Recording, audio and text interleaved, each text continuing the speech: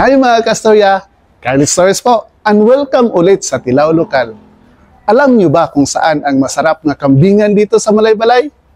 Nandito tayo ngayon sa Malaybalay Airbnb upang tikman ulit ang kanilang masarap na kaldereta at kilawin. Samahan nyo kami. Mga kastorya, kung hanap nyo ay something unique at super sarap, tara, samahan nyo ako. Nandito tayo sa Malaybalay Airbnb para tikman ang kanilang kambing menu na malasa, maraming sahog at lasang lokal. Simple, pero sulit. Ito, may sili.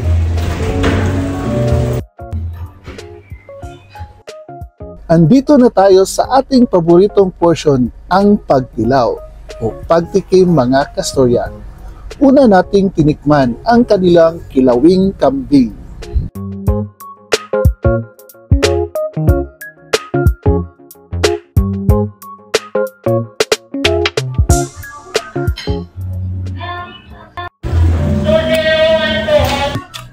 Lambot at saka walang anghit. Hindi ko alam ang Tagalog sa anghit. Basta masarap ang kanilang kilawin dito. Ruben and Pisted. Tapos dito naman tayo sa kanilang kaldereta. Tingnan nyo mga kastorya, oh. Yung daming sahog. Hindi talaga tinipid ang sahog.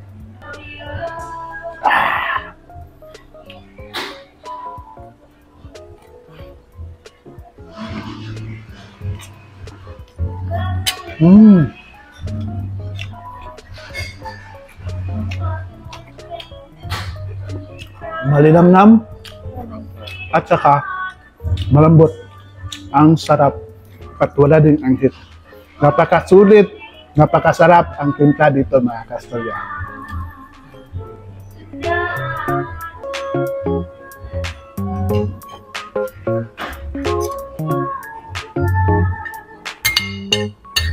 Oh, maraming sahog. May patatas, carrots, at saka ang presentation ang ganda. Tapos ang dami. Sahog pa lang at sabaw, ulam na. Tapos malasa talaga.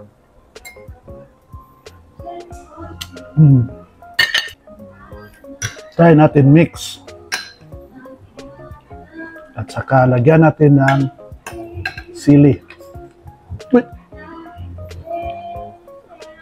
Mix ito ng kaldereta at kilawin.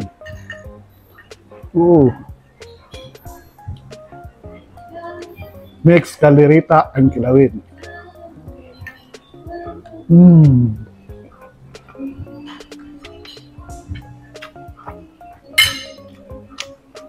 Malambot, explosive, ang sarap. Napakaraming lasa, ang sarap.